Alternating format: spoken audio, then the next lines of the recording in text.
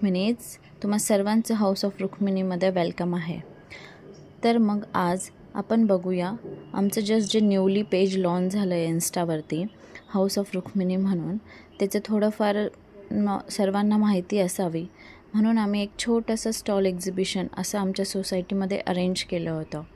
आणि त्याच्यामध्ये आम्ही जेवढंही आमच्याकडे कलेक्शन होतं, जसं की सिंगल पीसमध्ये असो, सेटमध्ये असो, हे सगळं कलेक्शन आम्ही एक्झिबिशनमध्ये लावलेलं होतं. आणि त्याच एक्झिबिशनमध्ये आम्हाला छानसा असा रिस्पॉन्स मिळाला, कारण मला असं वाटलं नव्हतं की लगेचच आपल्याला एवढा छान रिस्पॉन्स मिळेल. पण सर्वांना माझं कलेक्शन फार आवडलं होतं आणि त्यांनी त्याच्यामध्ये पीसेस पण चेक केले, वेगवेगळे कलर्स बघितले, त्यांना ऑप्शन्सही हवे होते. तर आपल्याकडे ऑप्शन्स अवेलेबल राहतात. आणि त्याच्यामध्ये त्यांना फॅब्रिक कपड्यांचं फार आवडलं. त्यांनी जेव्हा ओपन करून बघितली पूर्णपणे साडी, तर त्यामध्ये त्यांना फॅब्रिक खूप छान वाटलं. ते म्हणले की यामध्ये आम्हाला वेगवेगळे कलर ऑप्शन्स अवेलेबल होतील का, आम्ही जसं ऑर्डर दिलं तसं मिळतील का.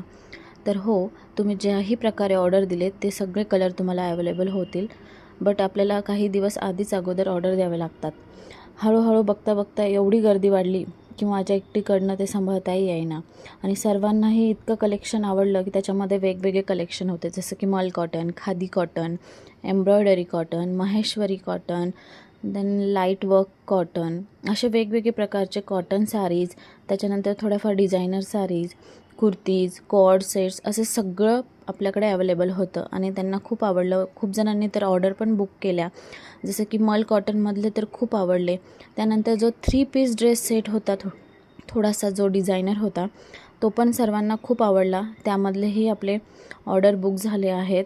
आणि त्याच्यावरती आपलं कसं फर्स्ट जे होतं त्याच्यावरती इयरिंग्स पण फ्री होते, त्यामुळे सर्वांना खूप जास्त आवडलं.